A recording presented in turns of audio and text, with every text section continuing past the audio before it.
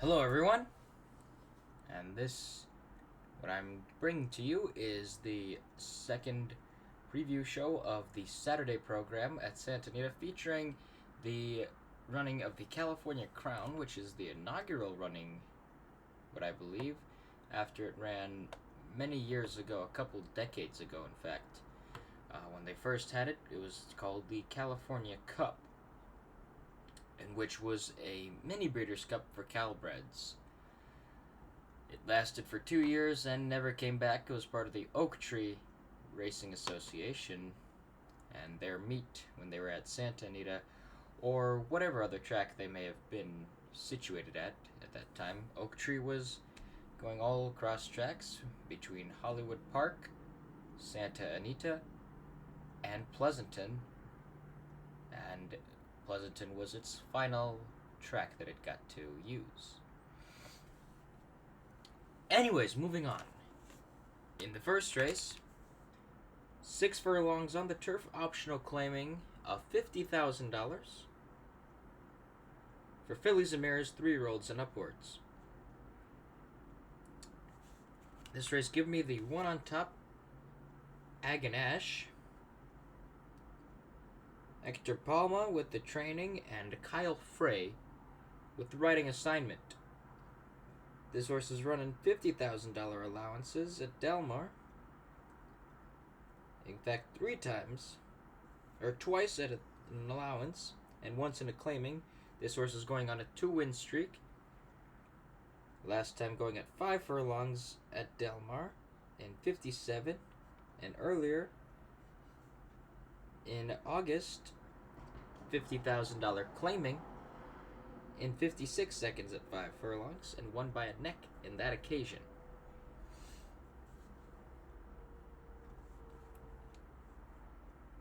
This horse has gone out at 6 furlongs before, back in May at Santa Anita.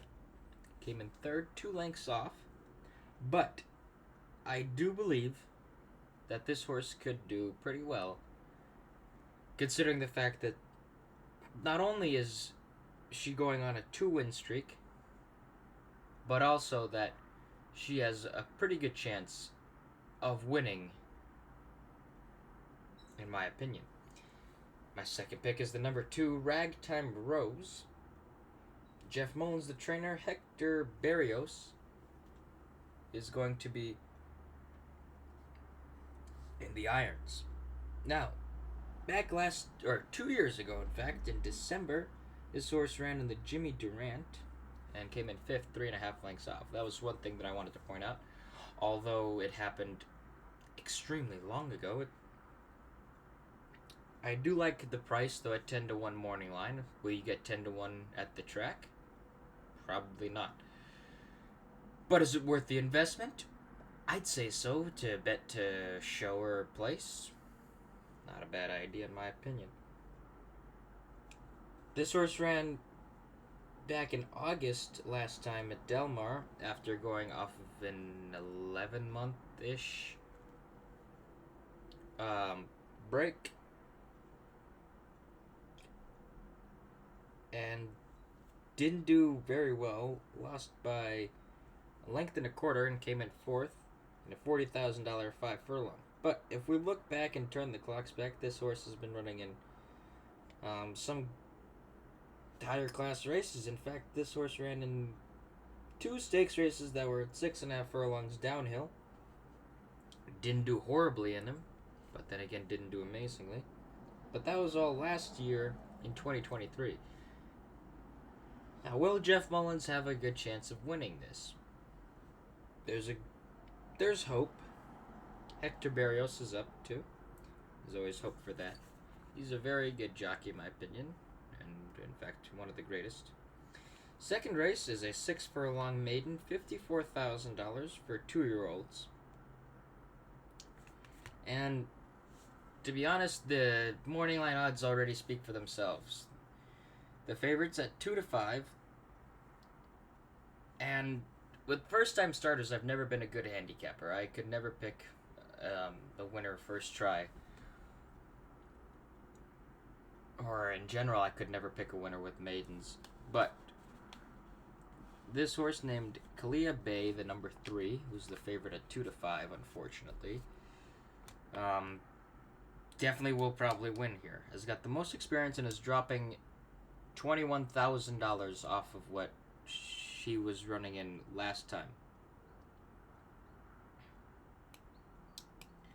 So, with that being said, this horse ran at a 6-furlong race back in September, earlier September on the 1st. It is still September, it's just about almost 4 weeks later.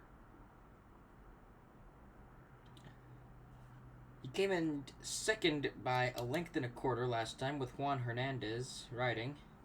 Bob Baffert is the trainer, by the way, if I haven't mentioned that, and Flavian Pratt is up.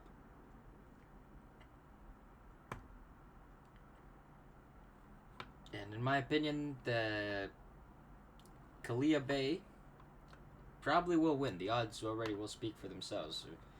He'll probably justify his odds. And that's my only pick in that field because I don't want to try and pick another horse that could beat him, which is probably almost impossible considering that horse will probably do amazingly. Third race, 1 mile on the turf, $54,000. For maidens 3, 4, and 5. My top selection is the number 8, Spycatcher. Another favorite pick for me. But to be honest, this field is also not very strong. It's like the previous field, just only 2 or 3 can actually get up on the board and potentially win. So Spycatcher is going to be my top pick there. Last time out ran at Delmar on the 31st of August, about a month ago now, at a mile in a 75,000, lost by a measly nostril under Antonio Fresu. Went off at the favorite at 1.5 to 1, which is equivalent to, I have no idea actually, I never calculated, probably 3 to 2. If I'm not wrong, I think so, yeah, maybe 3 to 2.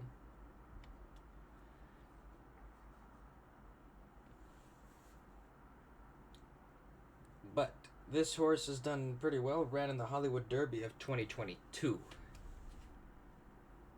Came in second, 3 1/4, or 3/4 of a length off from the winner, who happened to be Speaking Scout.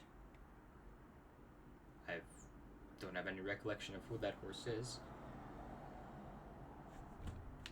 My second pick will be the number 4, Rostovsky. Ran at a mile at Delmar on the 20th, which was opening day. The last race on opening day, in fact, at Delmar. Came in 8th, 3 1/4 lengths off, in the time of 1:35, which is pretty quick. Later on in August, on the 11th, he ran a mile and an 1/8 and another 75,000 and lost by a head in second. So it'll be pretty much a race throughout with the 8 and 4. They'll probably be battling together.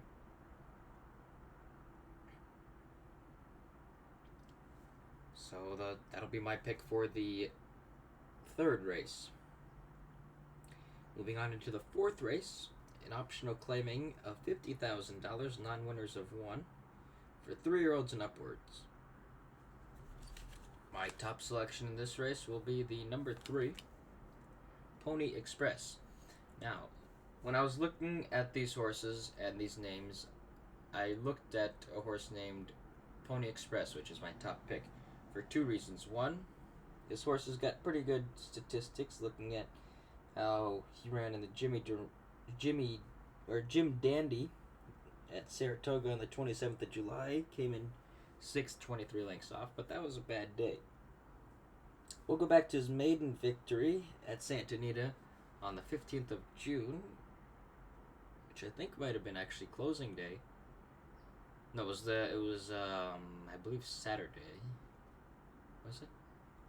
Might have been. No, it was Sunday. Yeah, that was closing day at Santa Anita. I'm pretty sure. Anyways, he won by 9 lengths there at a mile and a 16th in 1:43. Now, the second reason why I picked this horse is down in Southern California. There's a park, and I'm not going to say the name of the park, but in the park there's a ride called Pony Express. It's a very short 30-second ride that has you sitting on a horse and launches you through the layout at about a speed of 30 miles an hour.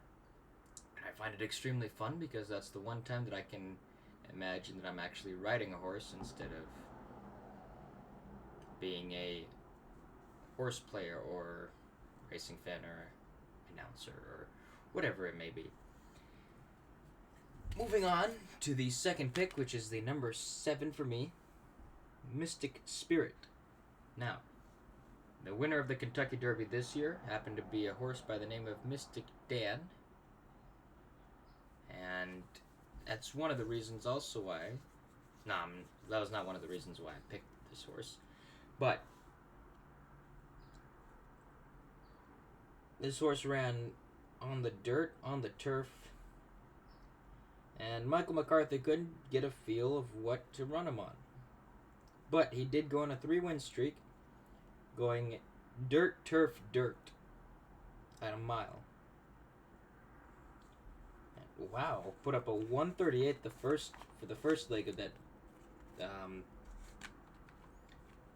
sequence of 3, which is extremely slow. 1:38,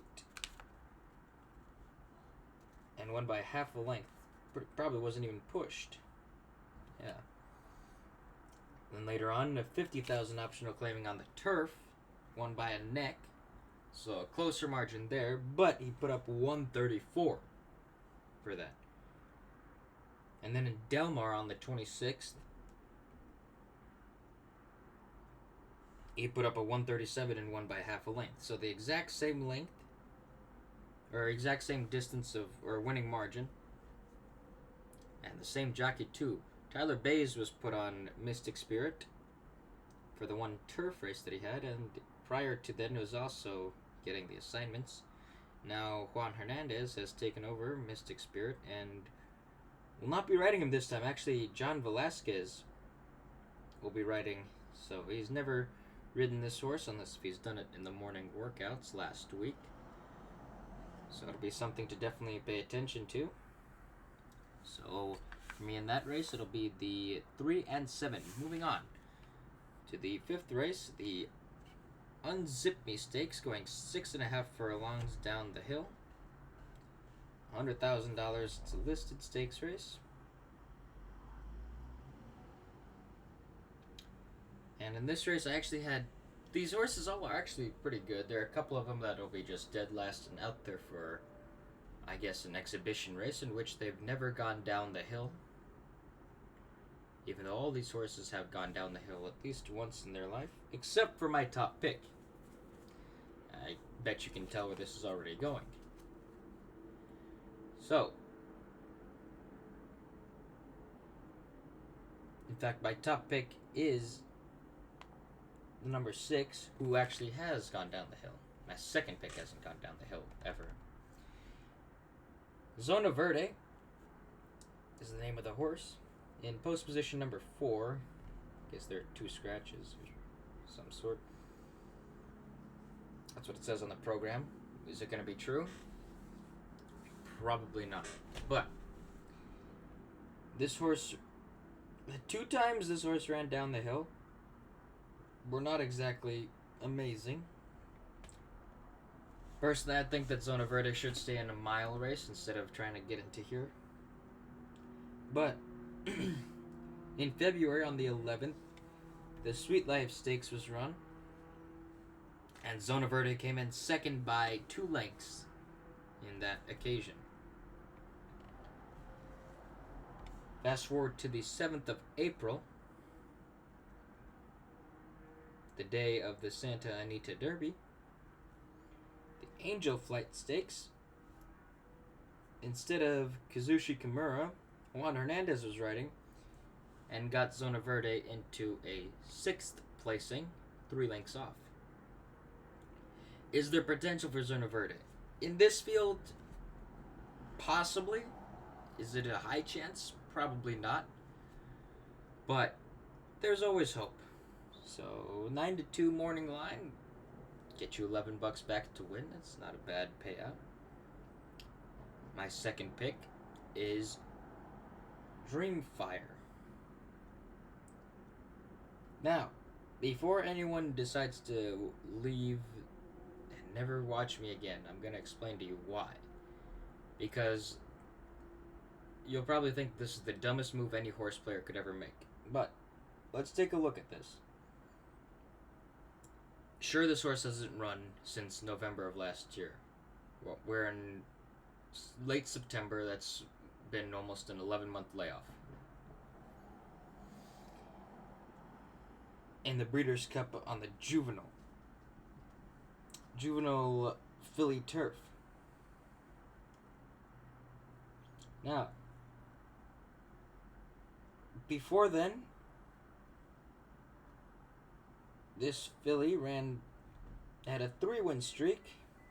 Started it at Pleasanton in the Everett Nevin Stakes of $75,000 and won by 3.5 lengths. Then came up to the Sorrento down at Del Mar on the 12th of August last year and won by 3.5 lengths.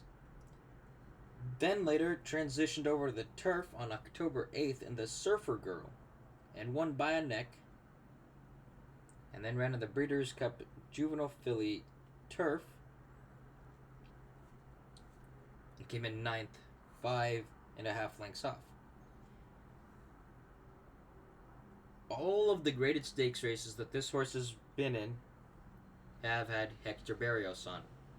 Hector Berrios, once again, is going to be on. But when you look at this and you see a trainer that you probably don't know, OJ Jarugai, I'm not sure. My apologies if I butchered that name. I've never heard of that. Dan Eplin, I've heard of the owner somewhat.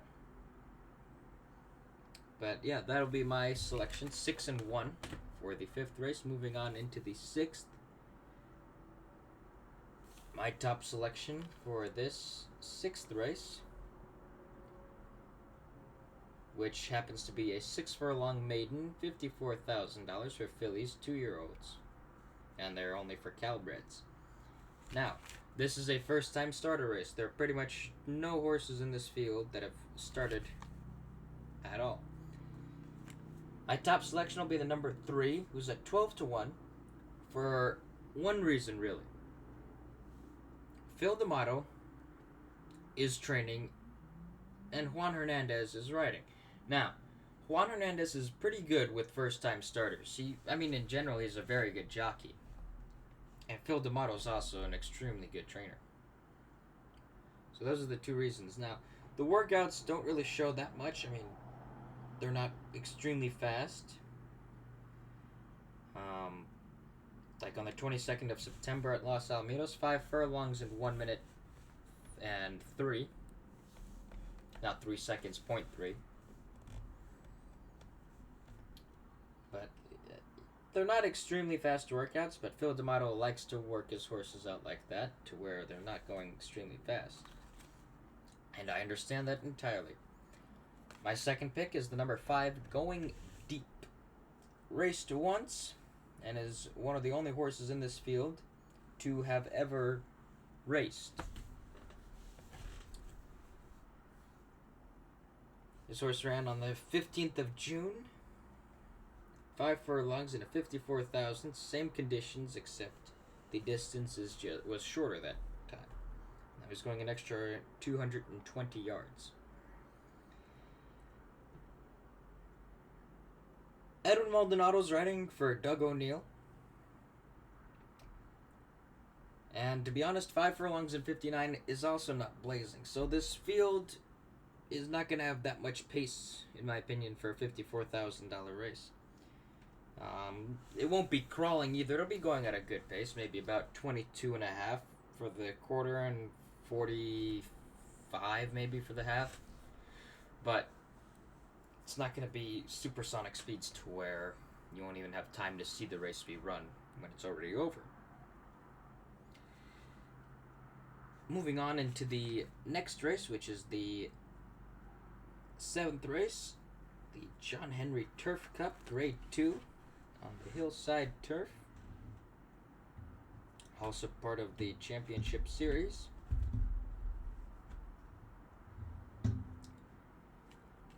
My top selection will be the number 1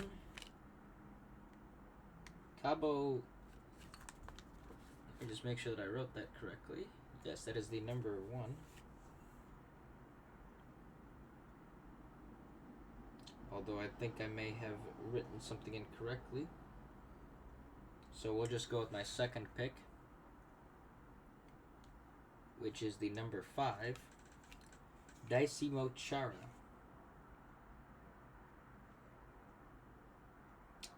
One second, I can probably find the horse that I was intending to pick.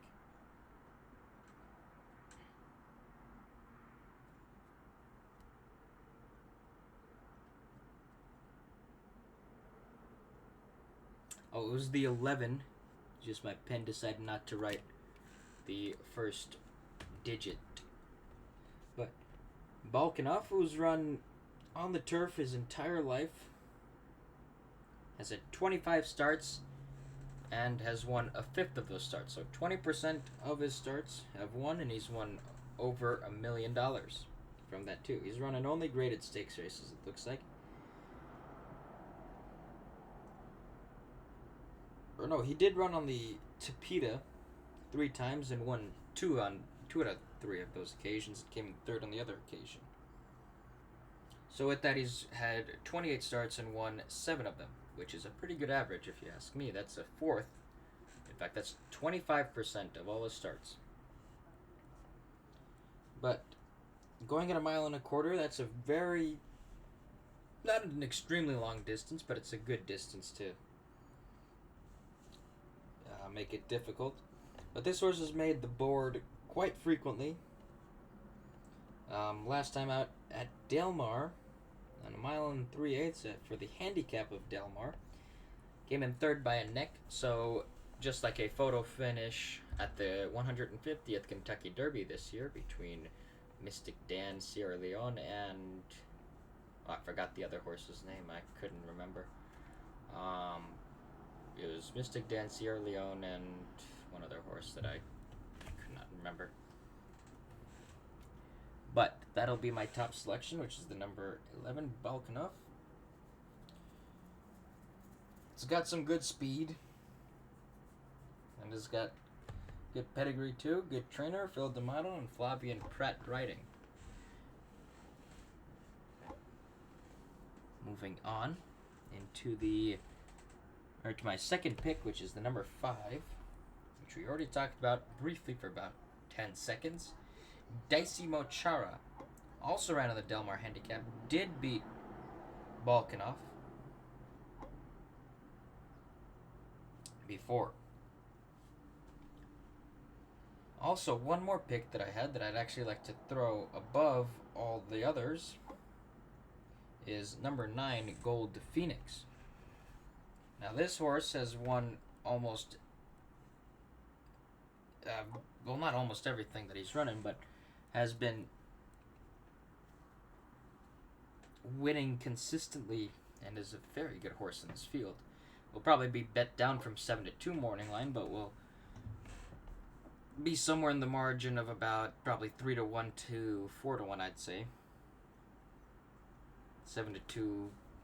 There's a possibility of which it will be at 7-2. And then the 5 will be my second pick, which is Daisimo Chara. Ran in the Del Mar handicap, came in second by a neck. So it was the 3 of them, Master Pierce, Gold Phoenix, and Balkanov. All 3 of them came into a neck photo finish, in which Gold Phoenix proceeded to win. So that's the reason why I got all three of them on top. They've all run together at the same exact speed.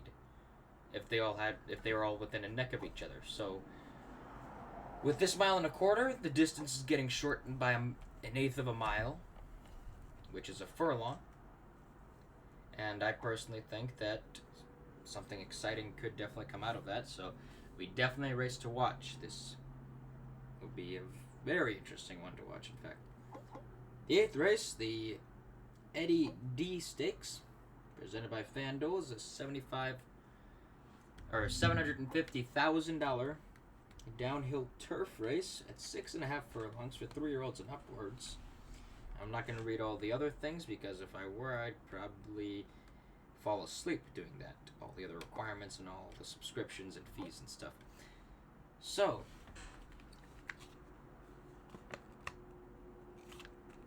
my top selection for this one will be the number 1, Johnny Podres. Umberto Rispoli has got the riding assignment. This horse ran down the hill what appears to be 4 times. Won 2 of those times in only listed stakes races. Now he's going for a grade 2. He ran in the Daytona grade 3. Came in 4th, 2 lengths off on the downhill turf. But that does not mean anything at all until the race is run, which is why they run the races. They don't just have pre-written outcomes of each race, because if they did, then there wouldn't be any tracks at all, which would take the fun out of the sport too. Excuse me. And my second pick will be the number 5,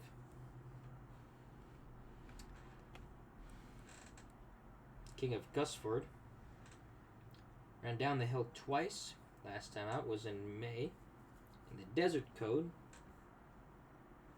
and won by a neck under Antonio Fresu. So,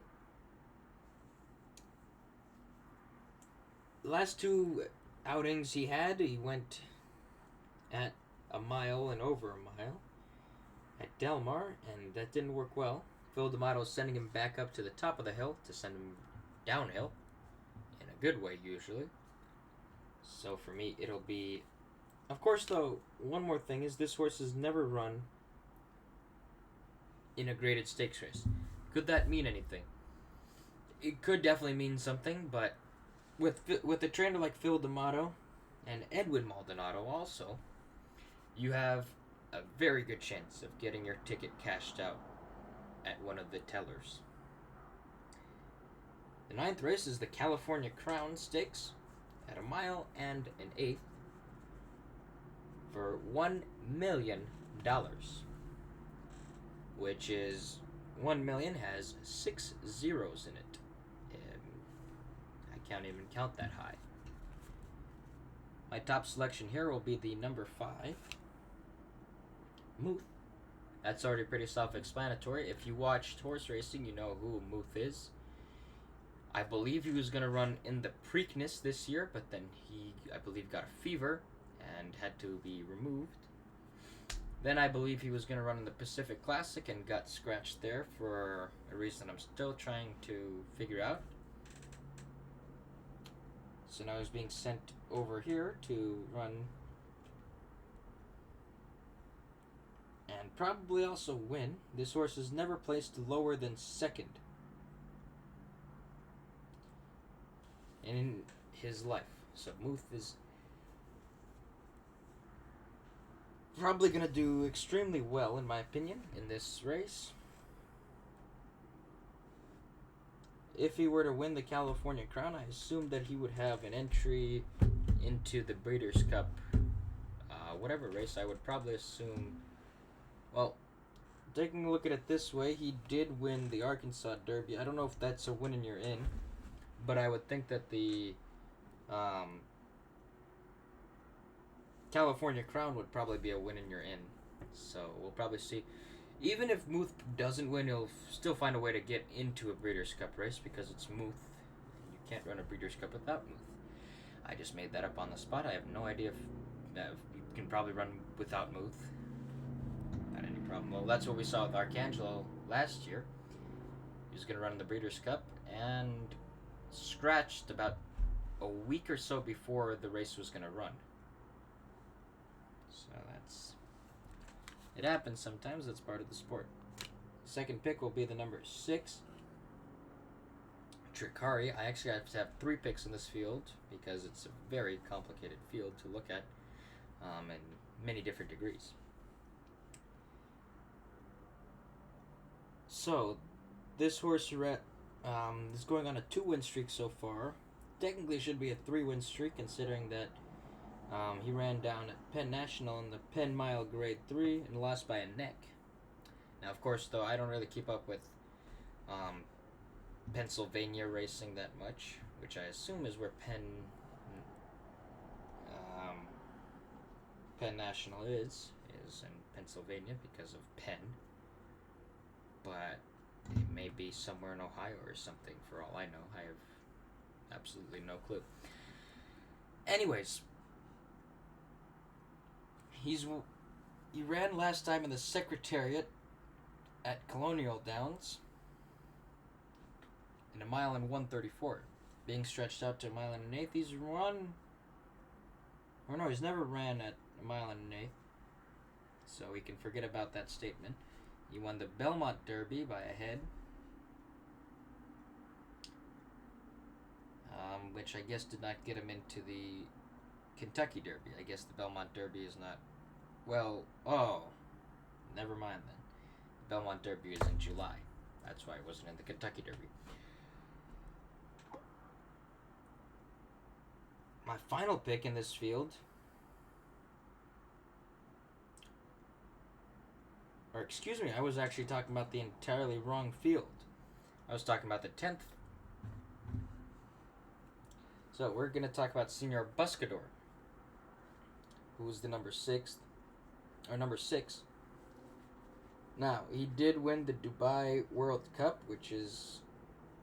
That's too many zeros for me to count. I believe it's 20 million or something. I'm not sure. It's the biggest race in the world. He almost won the Pegasus World Cup Invitational, but lost by a neck in January, and then ran in the Pat O'Brien and ran up the track to get into 4th, 6 3/4 lengths off. But Senior Buscador is definitely a pretty good horse in my opinion, and can do amazingly in this field. And my third pick is Katona. Ran the Pacific Classic and put up a speed figure of 100. Came in 7th, 7 1/4 lengths off. That was just what I like to call bad day for that horse. The San Diego Handicap was also run by this horse on July 27th. Came in 2nd a length off. Then came up to Pleasanton and won back last year the inaugural running of the Pleasanton Mile. So this horse seems to like running in inaugural races. Running the inaugural Pleasanton Mile, and now is running in the inaugural California Crown. Could this horse go 2 for 2 in inaugural races? There's a possibility of it. I'm not going to say that it's not. That's why I throw this horse on for my third pick. Moving on into the 10th race, the City of Hope, which is the final race of the day at Santa Anita. It's a grade 2, $200,000 in the purse. My top selection will be the number 3, Johannes's. He's the favorite at 4-5, and is going on a 3-win streak. He went to Churchill Downs and got his streak ruined. But the track at Churchill Downs, as many horse players will know, is one of the slowest tracks, if not the slowest track in the country. Which makes sense why this horse ran up the track and came in 5th, 2 lengths off. But if we were to remove that, this horse has got a 6 consecutive win streak. So I think that this will just be a walkover for him. And then my second pick I already talked about is, because of how stupid I am, I thought that I was talking about Senior Buscador, but apparently I was not. So it's Krikorian, who I talked about before, won the Secretariat in Belmont, came in third by a neck in the Penn Mile, and won the American Turf at Churchill Downs. I believe that's an entirely different race, in fact. Oh no, that was... My apologies, that was last year's American Turf on May 6th. This year's American Turf was won by Krikorian. Well, I hope that I have somehow gotten you on to betting a horse that I have picked. Hope that you can come home the next day, which will be tomorrow, I guess, or on Sunday, when you come home, and you tell everyone that you came home with more than you started with, aside from the gas money part. But, although horse racing is a very difficult sport, I hope that I have helped you in, if you're reading the racing form with me, then I hope I did give you some pointers of how to look at a field. And I hope that you have fun at the races this Saturday with the inaugural running of the California Crown, a $1 million race. I know I will have a lot of fun sitting at home, enjoying it on my screen here, watching it on simulcast. Good luck at the races. Whether you are going to be at the track or at home, it does not change where the race and how the race will pan out. Goodbye.